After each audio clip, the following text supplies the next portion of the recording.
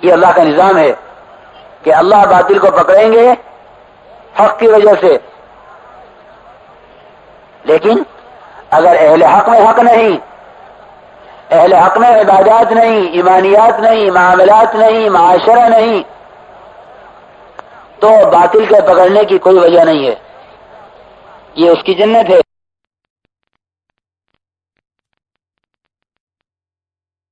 باطل کو پکڑتے ہی دعوت کے مقابلے پر ہیں،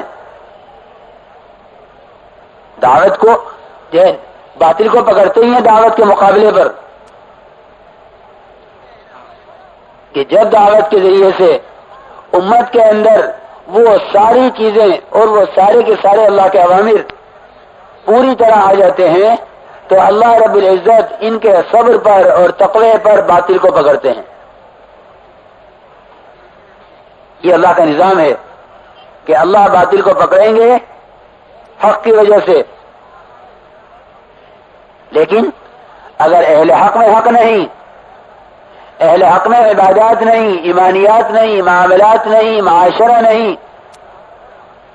تو باطل کے پکڑنے کی کوئی وجہ نہیں ہے، یہ اس کی جنت ہے۔ کلوا وتمتعوا، ان سے کہا جا رہا ہے کہ کھاؤ پیو مزے کرو، کیوں کہ مجرم ہو، کہ تمہارے لیے دنیا میں ہے، تمہارے لیے دنیا میں ہے اور ماننے والوں کے لیے آخرت میں ہے۔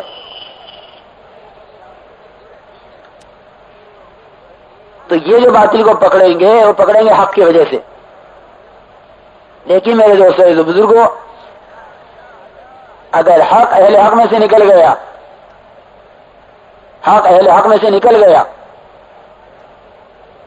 اور یہ منتظر ہیں باطل کے پکڑے جانے کے، تو باطل کے پکڑے جانے کی کوئی وجہ نہیں ہے سوائے اہل حق کے صبر کے اور اہل حق کے تقوی کے۔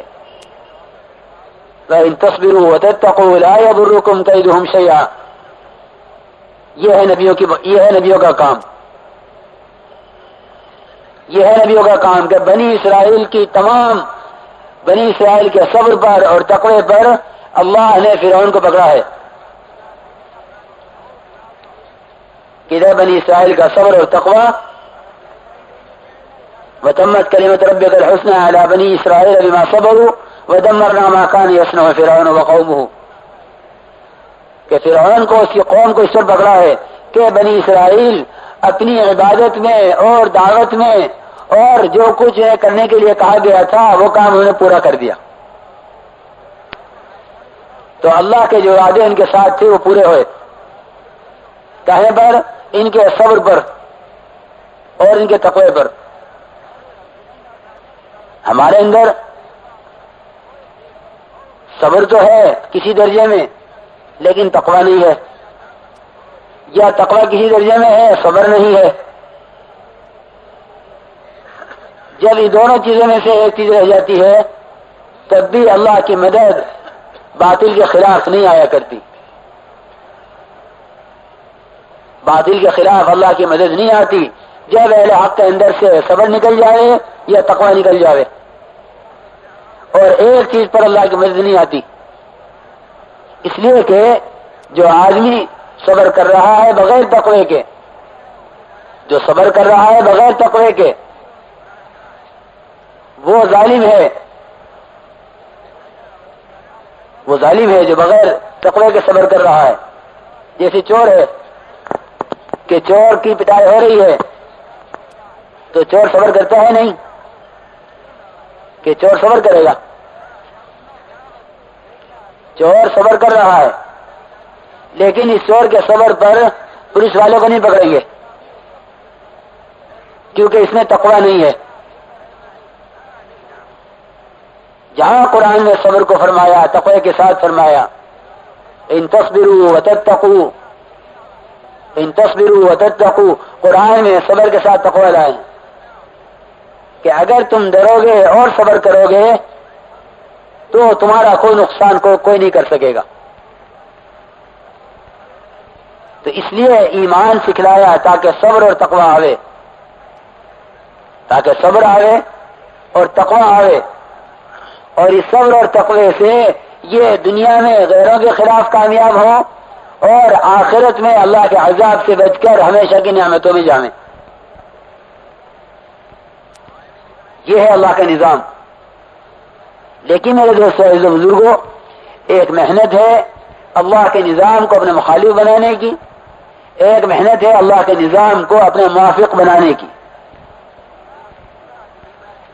نظام عالم کب مخالف ہوتا ہے اور نظام عالم کب موافق ہوتا ہے، یہ سارا قرآن کے اندر بھرا ہوا ہے. یہ قرآن کے اندر بھرا ہوا ہے کہ نظام کب موافق ہوتا ہے اور کب مخالف ہوتا ہے. ہوائیں کب مخالف چلتی ہیں، زلزلے کب آتے ہیں، اور غلے کب برباد ہوتے ہیں، اور سیلاب اور طوفان کیوں آتے ہیں. اسے سب سے قرآن بھرا ہوا ہے.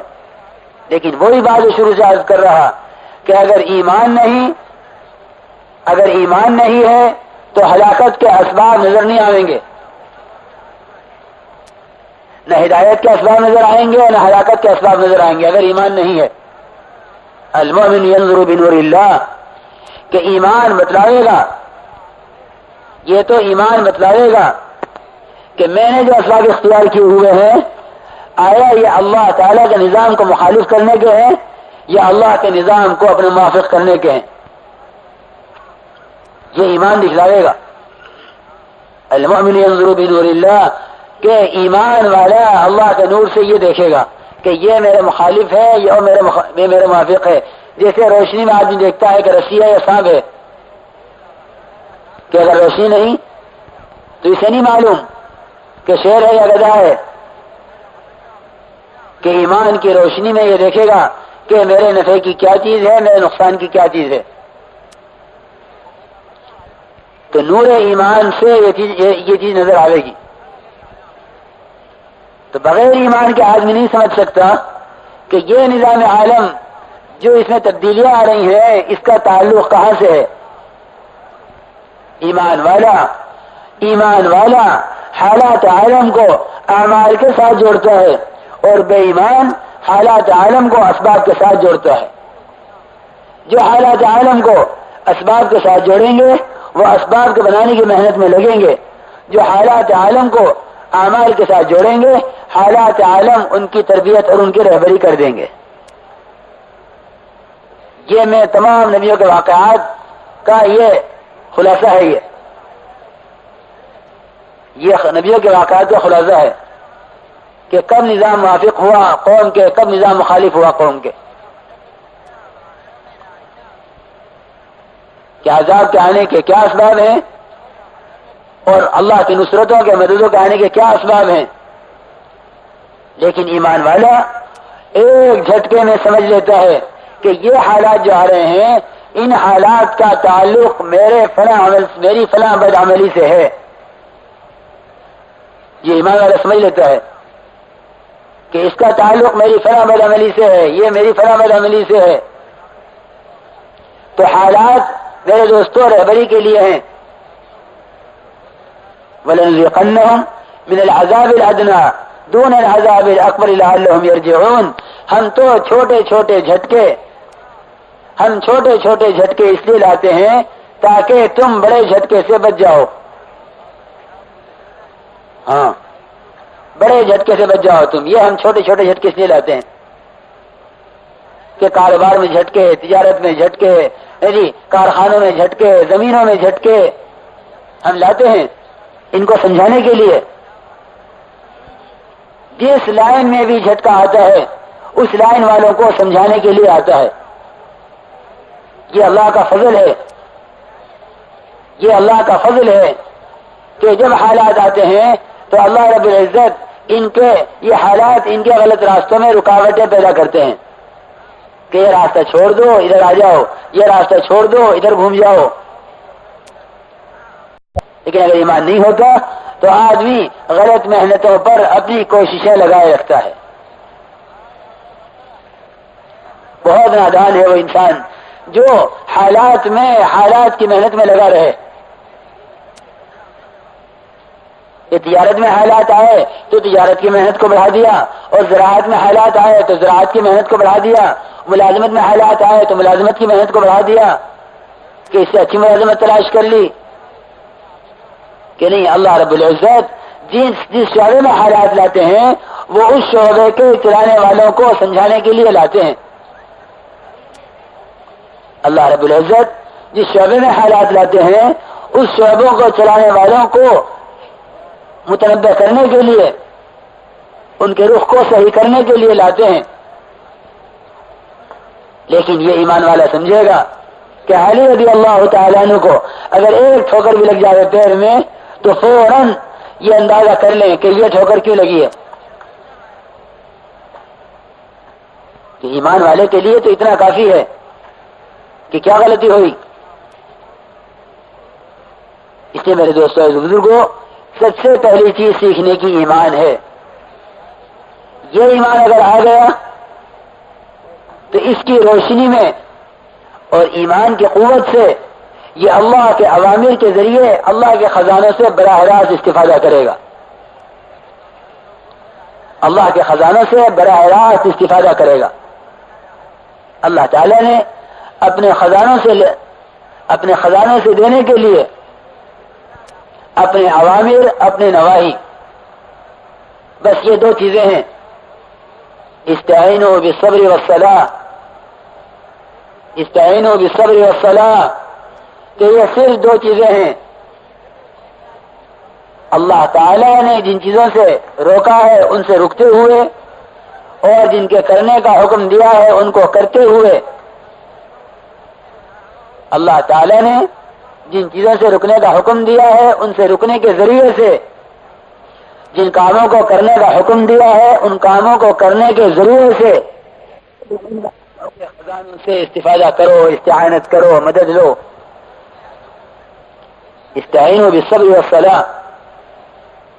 انہیں اللہ کے خزانے سے لینے کے لیے دکانیں نہیں دی گئیں، زمینداریں نہیں دیا گیا، حکومتیں نہیں دی گئی.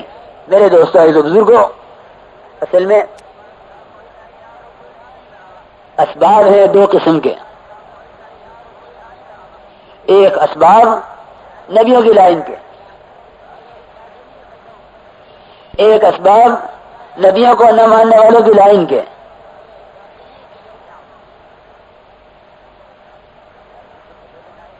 یہ اسباب اس وقت ساری امت کے درمیان مشترک ہیں.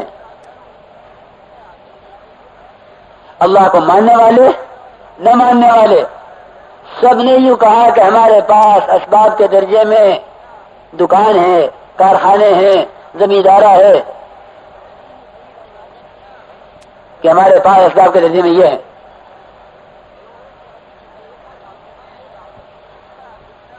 کہ یہ ہمارے پاس اتنے نقشے ہیں، یہ اسباب ہیں. تو یہ اسباب تو سب میں مشترک ہیں. اللہ کو ماننے والے کے پاس بھی دکان ہے، نہ ماننے والے کے پاس بھی ہے، اور نہ ماننے والے کے پاس کارخانہ ہے اور ماننے والے کے پاس بھی ہے. تو یہ تو اسباب سب میں مشترک ہو گئے. خیر، اللہ کو ماننے والوں اور اللہ کی ذات پر ایمان لانے والوں کا کیا امتیاز ہوا؟ سوال اس بات کا ہے کہ جو اللہ پر ایمان لائے ہیں، جو اللہ پر ایمان لائے، یہ ہے انبیاء علیہ السلام کی محنت کہ یہ اللہ کے بندوں کے رخ کو ہر اللہ کے غیر سے اللہ کی ذات عالی کی طرف پھیرنے کی محنت کرتے ہیں. جب یہ ایمان بنے گا، اور ایمان کہیں سے بنتا ہے؟ کیونکہ یہ ایمان بنتا ہے ایمان کے مجلسوں سے، یہ ایمان بنتا ہے مغیبات کے تذکروں سے، یہ ایمان بنتا ہے اللہ رب العزت کے وعدوں کا یقین کی طرف دعوت دینے سے، اللہ کے اوامر کی طرف اللہ کے وعدوں کے یقین کے ساتھ بلانے سے. کہ نماز کی طرف بلاؤ، نماز کے ساتھ جو وعدے ہیں ان وعدوں کو یقینی سمجھتے ہوئے اور ان کا یقین دلاتے ہوئے کہ ہاں اس میں کامیابی یقینی ہے.